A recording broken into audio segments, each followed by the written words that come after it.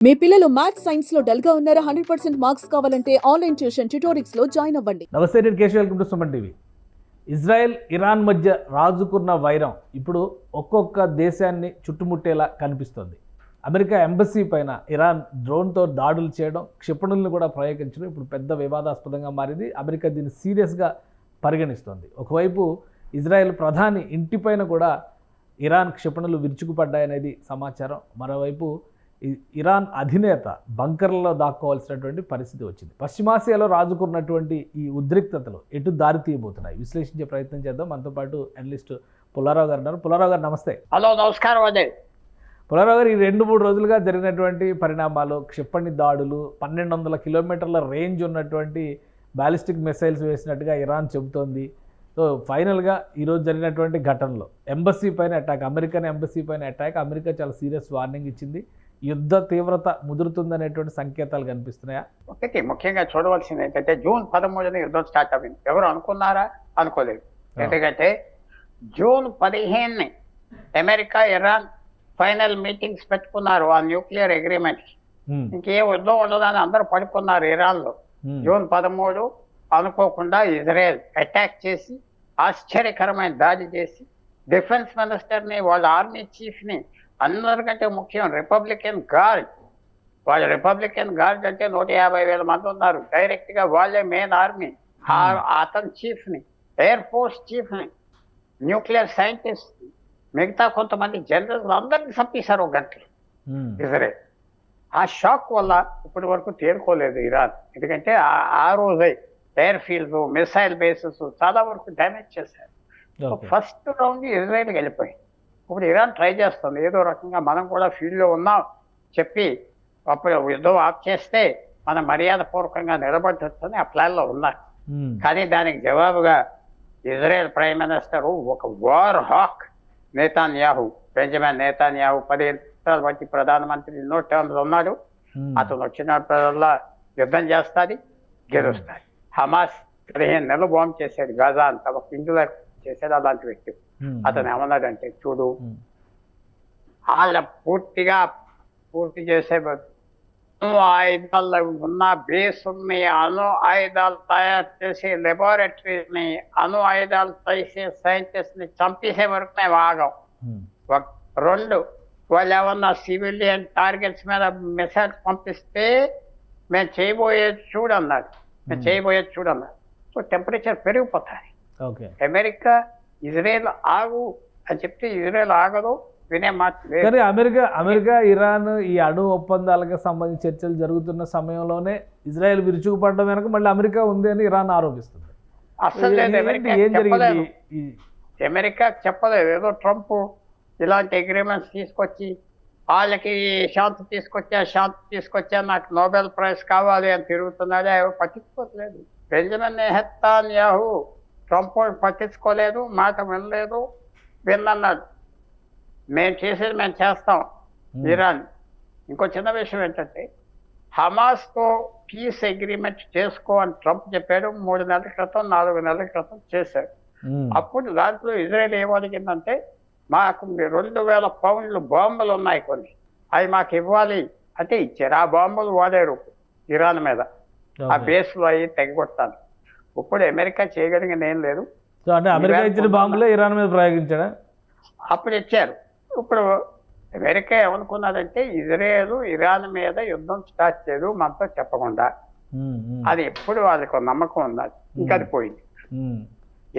నేతాన్యాహు ఏమని వచ్చాడంటే, ట్రంప్ వచ్చే మాటలు, మీరు మనతో పనిచేయడు, టైం గడిపేస్తున్నారు, మనకి టైం గడిపితే మన పని అయిపోతుంది.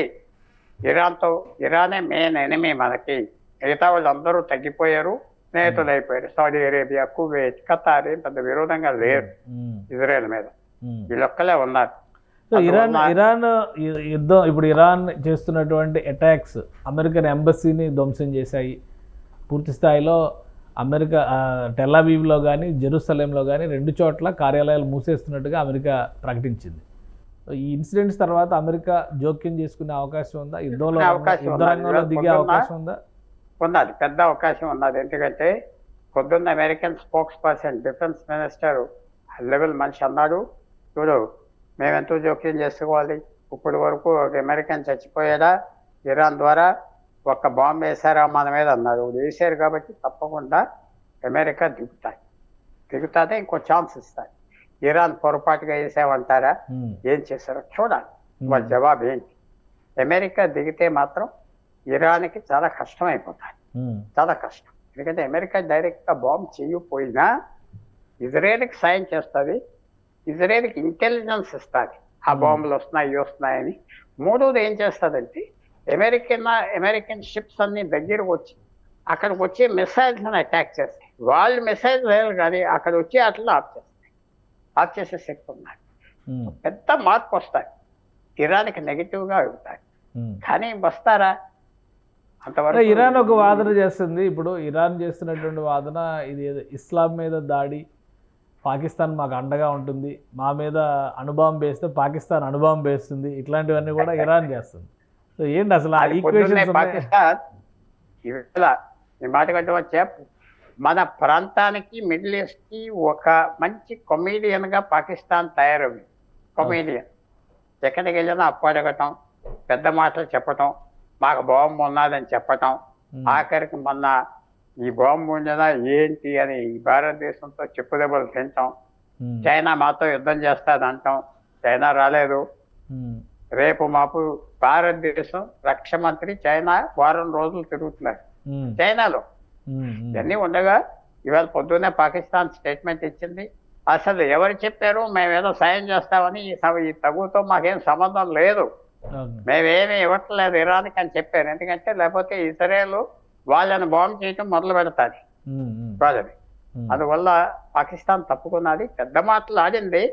అవి ఎవరు అడగరని చాలా మెచ్చుకుంటారని ఆ పెద్ద మాటలకి బ్లఫ్ కాల్ చేశారు. దిగు అన్నారు, అబ్బాయి ఏం లేదు, మేమేం చేయలేదు, మేము చెప్పలేదు అన్నారు. అది పెద్ద మాటలు చెప్తాం.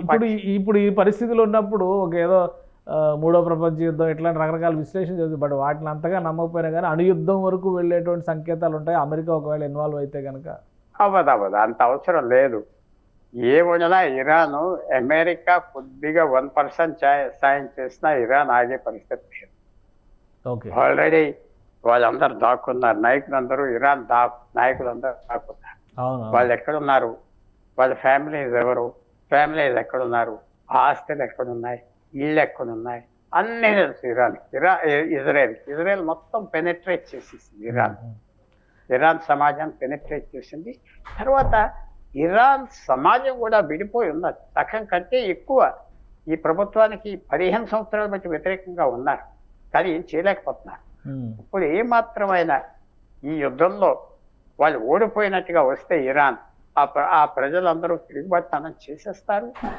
ఇజ్రాయెల్ కూడా ఇప్పుడు ప్రజలకు నొప్పి పెట్టే విధానాలు చేస్తారు. పవర్ ప్లాంట్స్ని ఆఫ్ చేస్తుంది, నీరు ప్లాంట్స్ని కొట్టేస్తుంది, ఈ రోడ్లు అక్కడక్కడ బ్రిడ్జిలు పగలు కొట్టేస్తారు. ప్రజలు తిరుగుబాటుతనం చేసే విధానం తీసుకొస్తారు ఇజ్రాయెల్ అని నేను భావిస్తున్నాను. Right sir, thank you sir విశ్లేషణ అందించినందుకు.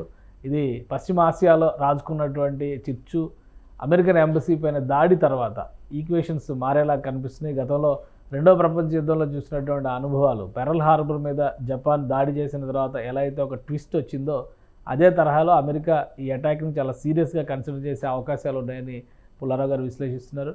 ఒకవేళ అమెరికా కనుక యుద్ధంలోకి దిగితే ఇజ్రాయెల్ బలం పెరుగుతుంది, ఇరాన్ కుదేలయ్యేటువంటి ప్రమాదం కూడా ఉంది. ఇక పశ్చిమాసియాలో జోకర్గా మిగిలిపోయే దేశం మాత్రం పాకిస్తాన్ అని ఆయన అంటున్నారు. ఇది special discussion. Keep watching. Suman టీవీలో మీ పర్సనల్ అండ్ బిజినెస్ ప్రమోషన్స్ కోసం కింది నెంబర్కి కాంటాక్ట్ చేయండి.